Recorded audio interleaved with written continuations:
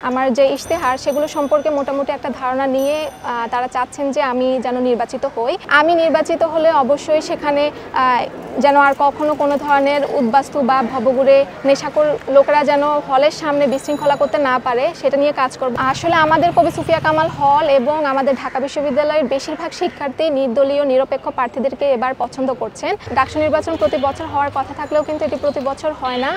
6 বছর পরে আবারও ডাকসু নির্বাচন আসতে চলেছে। কবি সুফিয়া কামাল হল সংসদ নির্বাচনে আমি এককভাবে এবং স্বতন্ত্রভাবে ডাকসুর কবি সুফিয়া কামাল হল সংসদে ভিপি পদে প্রার্থিতা করছি। এককভাবে বলতে আমার কোনো ধরনের কোনো প্যানেল নেই এবং স্বতন্ত্র মানে হচ্ছে আমার কোনো ধরনের কোনো দলীয় বা রাজনৈতিক কোনো সম্পৃক্ততা নেই। তো সেই জায়গা থেকে হলে আমার বেশ কিছু পরিচিতি এবং গ্রহণযোগ্যতা আছে এবং যাদের পরামর্শে এবং আমার শুভানুধ্যায়ীদের চাওয়ায় আমি আসলে এই ডাকসু ইলেকশনে স্বতন্ত্রভাবে ভিপি পদে নির্বাচন করছি। আমি 2020 সালে হলে উঠি। তো তারপর থেকে কিন্তু আমি নিজেও একজন সাধারণ শিক্ষার্থী হিসেবে অনেক ধরনের সমস্যা সম্মুখীন হয়েছি। তো সেই জায়গা থেকে আমি আমার ইশতেহারে অবশ্যই আমার হলের যে প্রধানতম সমস্যাগুলো সেগুলোকে রাখার চেষ্টা করেছি। তার মধ্যে প্রথম যে সমস্যা সেটি হচ্ছে আমাদের হলের ক্যান্টিনের খাবারের গুণগত মান। আমাদের হলের ক্যান্টিন দুইটা আছে এবং দুইটাই একই মালিকের অধীনে ক্যান্টিন। তো যার কারণে হয়েছে ক্যান্টিনগুলোতে আসলে যে প্রতিযোগিতার ব্যাপারটা, খাবারের মান রক্ষা করার জন্য যে তাদের মধ্যে একটা প্রতিযোগিতার ব্যাপার সেটা কিন্তু নেই। তো সেই জায়গায় দেখা যায় যে শিক্ষার্থীরা ক্যান্টিনে গিয়ে খাবার আসলে পছন্দ করে খেতে পারছে না এবং তাদের যেই নিউট্রিশনের যে ব্যাপারটা সেটাও কিন্তু ফুলফিল হচ্ছে না। এবং ক্যান্টিনের যে আইটেমগুলো সেগুলোও খুব কম আইটেম রাখা হয় এখন আমাদের ক্যান্টিনে। তো সব কিছু মিলিয়ে আসলে ক্লাস, পরীক্ষা এবং মেয়েদের অন্যান্য ব্যস্ততার মাঝখানে নিজেরা যে রান্না করে খাবে সেটিরও সুযোগ নেই। সো আমাদেরকে যদি খেতে হয় ক্যান্টিনে আমাদের একমাত্র ভরসা, যেখানে আসলে ভালো কোনো খাবার আমরা পাই না। তো সেই জায়গা থেকে আমার প্রথম লক্ষ্য এবং উদ্দেশ্য থাকবে ক্যান্টিনের খাবারের গুণগত মান কীভাবে আমি বৃদ্ধি করতে পারি। তো সেক্ষেত্রে আমার একটি পরিকল্পনা বা আমি আমার ইশতেহারে যেটা রাখার চেষ্টা করব সেটা হচ্ছে ক্যান্টিন মনিটরিং একটা টিম গঠন করা। মানে আমি চাচ্ছিলাম আমাদের ঢাকা ইউনিভার্সিটির শিক্ষার্থীরা কিন্তু টিউশন বা পার্ট টাইম জব করে অভ্যস্ত এবং আমরা করিও সেটা। আমার কবি সুফিয়া কামাল হলের শিক্ষার্থীরাও আমরা টিউশন করাই, পার্ট টাইম জব করি। তো সেই জায়গা থেকে আমি চাচ্ছিলাম অন ক্যাম্পাস জবের মতো একটা অপরচুনিটি ক্রিয়েট করতে, যারা মনিটরিং টিমের যারা ব্রেকফাস্ট, লাঞ্চ বা ডিনার আওয়ারে হলে মনিটরিংয়ের দায়িত্বে থাকবেন ক্যান্টিনে এবং তাদেরকে বেতন দিয়ে নিযুক্ত করা হবে। যার কারণে হবে কি, শিক্ষার্থীরা নিজেরা দাঁড়িয়ে থেকে যেহেতু ক্যান্টিনের খাবারের গুণগত মান তারা দেখা ভালো করবে, সেক্ষেত্রে খাবারের মানটাও ঠিক থাকবে এবং অন্যদিকে ওই শিক্ষার্থীটার একটা কর্মসংস্থানেরও সৃষ্টি হবে। সো এটি আমার ইশতেহারের প্রথম একটি দাবি থাকবে এবং পরবর্তীতে আমি যেটি করার চেষ্টা করব সেটি হচ্ছে আমাদের হলের সকল প্রকার গণরুম বিলুপ্ত করা। অর্থাৎ আপনি জেনে থাকবেন যে আমাদের হলের এর আগে 24-এর আগে যেটি ছিল যে গণরুম ছিল এবং সেই গণরুমকে এখন কোন প্রশাসন সংস্কার করে আবাসনের সৃষ্টি করা হয়েছে।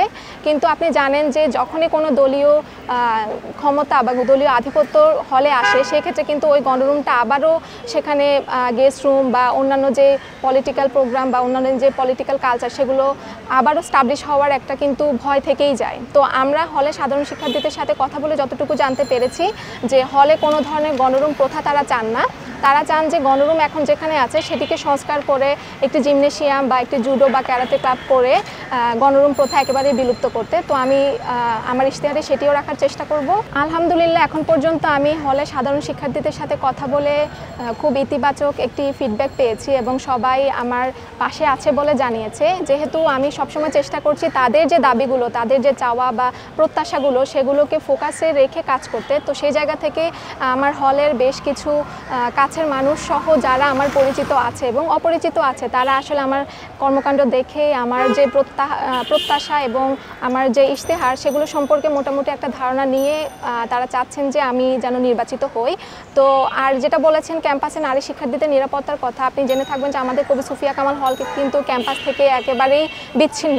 তো সেই জায়গা থেকে রাতের বেলা বা সন্ধ্যার পর ক্যাম্পাস থেকে কবি সুফিয়া কামাল হলে ফেরার যে রাস্তাটা সেটি কিন্তু একেবারেই নিরাপদ নয় এবং আমাদের হলের পাশেই কিন্তু একটি ওভারব্রিজ আছে যেটি শিক্ষার্থীদের যাতায়াতের জন্য নির্ধারিত করা থাকলেও সেখানে কিন্তু শিক্ষার্থীরা যাতায়াত করতে পারে না, কারণ সেখানে সবসময় ভবঘুরে নেশাগ্রস্ত এবং মাদকাসক্ত লোকেরা থাকে এবং প্রশাসনকে বারবার বলার পরেও কিন্তু এই সমস্যার সমাধান এখনো পর্যন্ত হয়নি। এবং আমাদের কবি সুফিয়া কামাল হলের শিক্ষার্থীরা কিন্তু হল গেটেও মাদকাসক্ত যারা ভবঘুরে নেশাখোর লোক আছেন তাদের দ্বারা এখনো পর্যন্ত হেনস্থার শিকার হচ্ছে। তো আমি নির্বাচিত হলে অবশ্যই সেখানে যেন আর কখনো কোনো ধরনের উদ্বাস্তু বা ভবঘুরে নেশাখোর লোকেরা যেন হলের সামনে বিশৃঙ্খলা করতে না পারে সেটা নিয়ে কাজ করবে। এখানে সমাধানের জন্য আমি একটা প্রস্তাব রাখার চেষ্টা করব যে হলের বাইরে প্রশাসন থেকে 2 জন বা একজন কর্মকর্তা যেন নিযুক্ত রাখে, যিনি হলের ভিতরে যেরকম আমাদের দাদুরা আমাদের নিরাপত্তার জন্য কাজ করেন তেমনিভাবে হলের বাইরেও যেন 1 জন বা 2 জন আমাদের হলের শিক্ষার্থীদের জন্য নিরাপত্তার জন্য সেখানে ডিউটি করবেন, মানে কাজ করবেন। আসলে আমাদের কবি সুফিয়া কামাল হল এবং আমাদের ঢাকা বিশ্ববিদ্যালয়ের বেশিরভাগ শিক্ষার্থী নির্দলীয় নিরপেক্ষ প্রার্থীদেরকে এবার পছন্দ করছেন। তো আমি যেটি বলেছি যে আমি একেবারেই এককভাবে এবং কোনো ধরনের কোনো দলীয় রাজনৈতিক সম্পৃক্ততা ছাড়া আমি নির্বাচন করছি। তো সেই জায়গা থেকে যেহেতু আমি একজন স্বতন্ত্র ভিপি প্রার্থী, তো আমার কবি সুফিয়া কামাল হলে এর আগেও স্বতন্ত্র ভিপি প্রার্থীরা নির্বাচিত হয়েছেন। আমি বিশ্বাস করি যে আমার কবি সুফিয়া কামাল হলের মেয়েরা এবারও তারা স্বতন্ত্র নির্দলীয় নিরপেক্ষ ভিপি প্রার্থীকে পছন্দ করবেন।